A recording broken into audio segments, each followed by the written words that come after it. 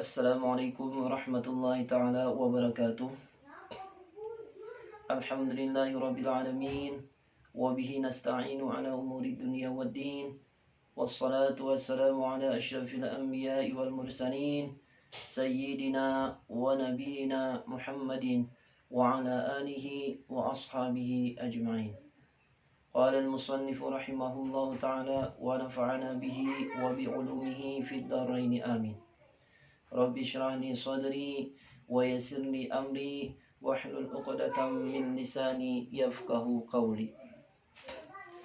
Alhamdulillah, pada hari ini taklim mingguan kita di bulan yang penuh berkah ini, mudah-mudahan kita sebagai umatnya Rasulullah sallallahu alaihi wasallam mendapatkan ilmu yang berkah, umur yang berkah, rezeki yang berkah, ila akhir hayat kita mendapatkan syafaat Rasulullah sallallahu alaihi wasallam. Berbicara tentang taklim kita, menyambung taklim kita yang minggu yang telah lewat tentang niat menuntut ilmu. Sedikit ulun ulang bahwasanya niat menuntut ilmu itu memang benar-benar karena Allah. Innamal a'malu binniyat. Banyak di dalam kitab-kitab, terutama hadis, bab yang pertama itu membicarakan tentang niat. Kenapa? Karena niat sangat penting bagi penuntut ilmu. Berapa banyak ya Rasulullah amalan akhirah, niatnya untuk dunia, maka yang ia dapatkan hanya sekedar keduniaan. Berapa banyak amalan dunia, niatnya untuk akhirat, maka pahala yang mereka dapatkan kelak di akhirat.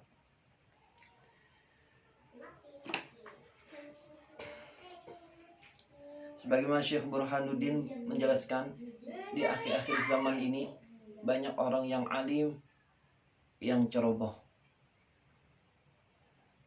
Yang lebih besar lagi, banyak orang yang ahli ibadah, yang bodoh. Dua masalah ini adalah dua yang membawakan sebuah fitnah di akhir zaman. Jadi mudah-mudahan kita tidak termasuk golongan-golongan orang yang seperti ini. Selanjutnya kita akan melanjutkan pembelajaran kita. Dibolehkan menuntut ilmu dengan niat supaya mendapatkan kedudukan di masyarakat. Kalau kedudukan tersebut digunakan untuk amar ma'ruf nahi mungkar. Boleh kita ingin menjadi sesuatu, menjadi pejabat, menjadi orang yang penting, tapi niat kita untuk akhirat, untuk amar ma'ruf nahi mungkar. Bukan untuk niat untuk mengumpulkan harta, atau niat ingin dihormati, atau niat untuk dimuliakan, dan niat-niat keduniaan yang lainnya.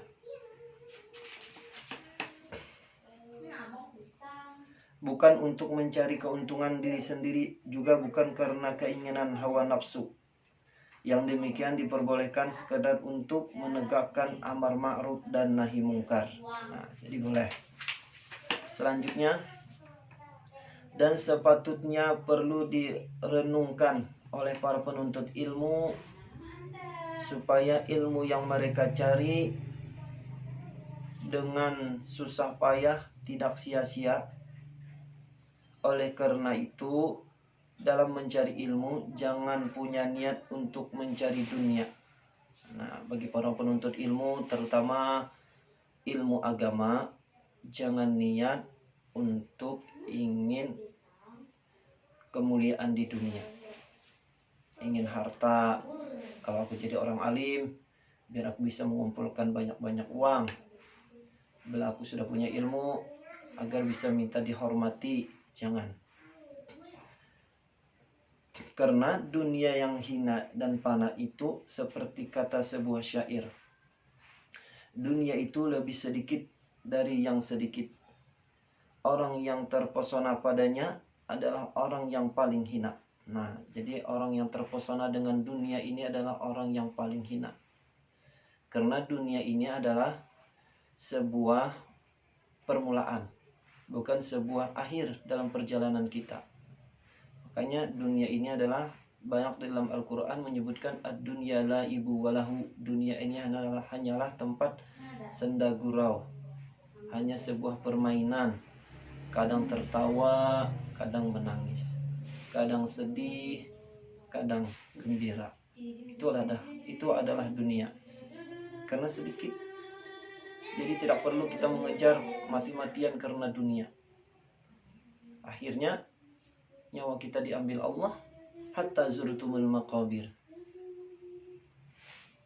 Lalu kita minta hidupkan, ya Allah, hidupkan kembali ulun, ya Allah, ingin beribadah kepadamu, ya Allah. Maka tidak ada lagi waktu untuk itu. Nah, maka hanya kita, apa yang terjadi? Penyesalan. Jadi dunia ini sekedarnya, jangan kita letakkan di dalam hati kita. Laisal ghina an kasratil arad walakinnal ghina ghinan nafs. Bukan yang dikatakan orang yang kaya itu orang yang banyak hartanya. Bukan ya Rasulullah. Walakinnal ghina ghinan nafs. Akan tetapi orang yang kaya itu orang yang kaya hatinya. Berapapun yang Allah berikan, dia selalu bersyukur. Mau sedikit, mau banyak, dia selalu bersyukur apa yang Allah berikan kepadanya. Itu adalah orang yang termasuk orang yang kaya, kata Rasulullah. Dunia itu isinya adalah sihir yang dapat menulikan dan membutakan mereka, kebingungan tanpa petunjuk. Dunia itu sebagai ibaratnya sihir yang bisa menulikan telinga kita, membutakan mata kita karena dunia. Karena dunia banyak orang yang bertikai, berkelahi karena hanya sekedar merebutkan keduniaan.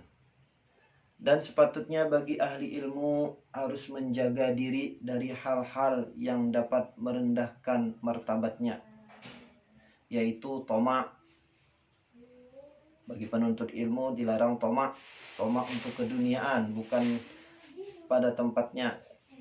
Tamak dalam menuntut ilmu ya sangat diperbolehkan. Menjaga dari apa-apa yang merendahkan ilmu dan ahli ilmu.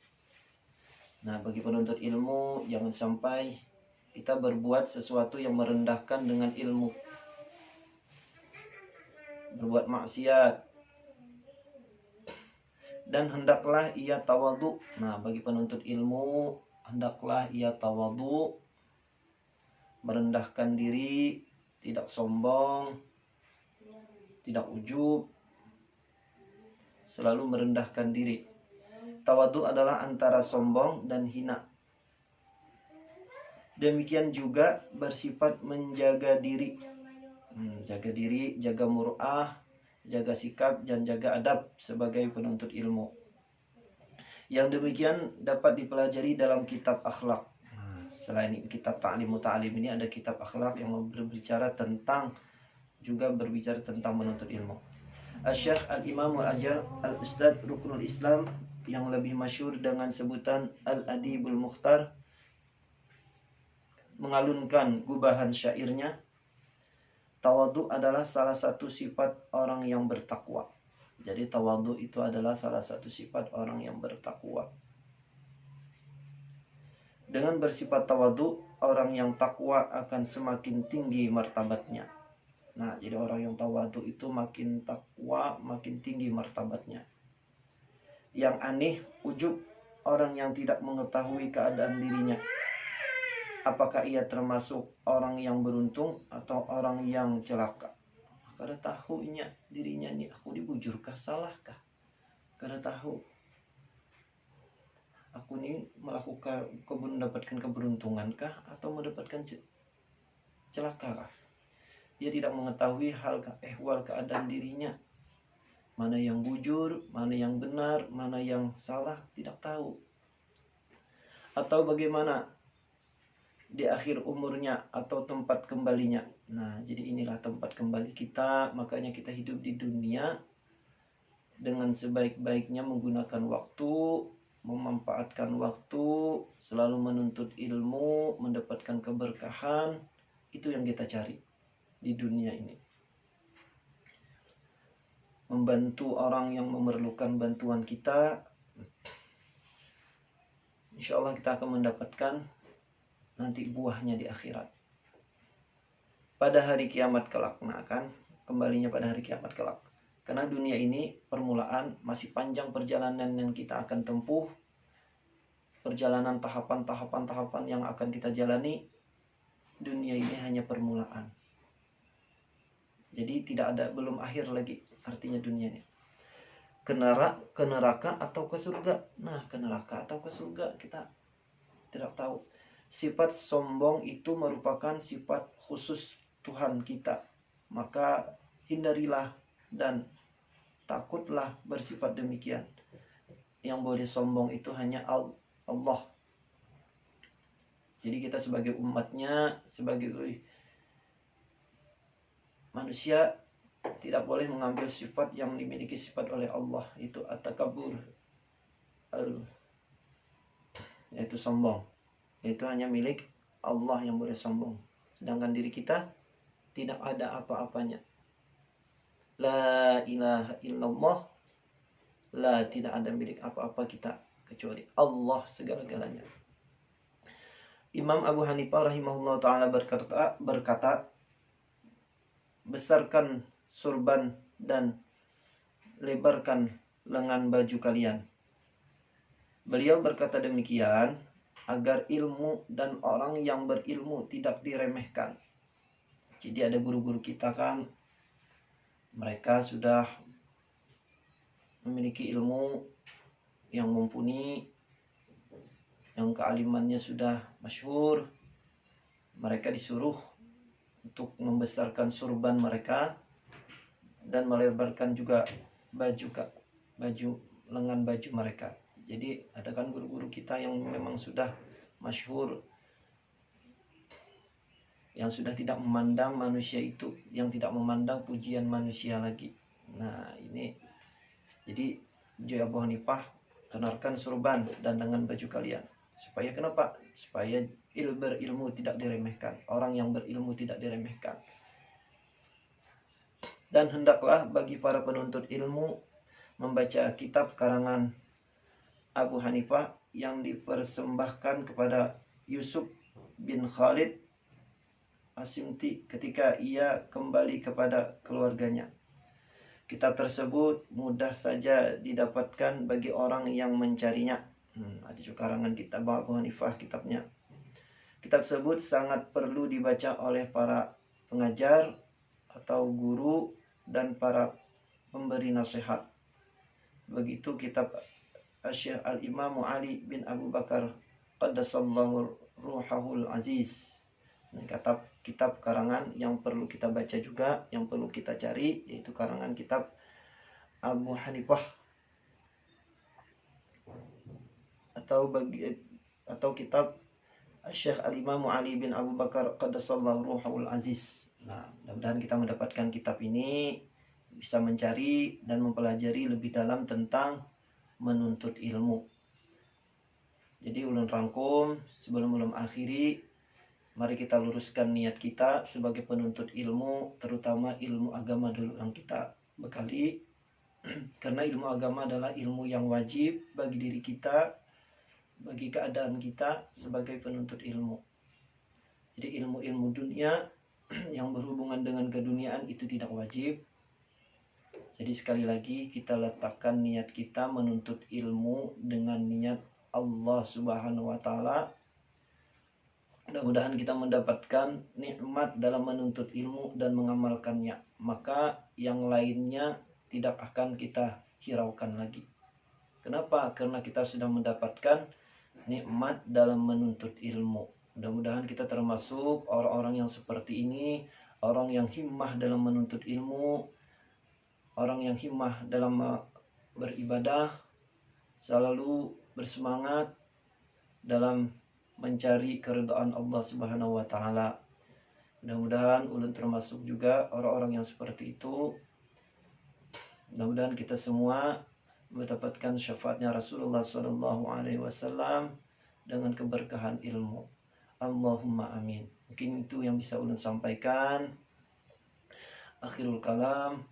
Wabillahi taufiq wal hidayah. Assalamualaikum warahmatullahi wabarakatuh. Subhanakallahumma wa bihamdika asyhadu an la ilaha illa anta astaghfiruka wa atubu ilaih. Walhamdulillahirabbil alamin.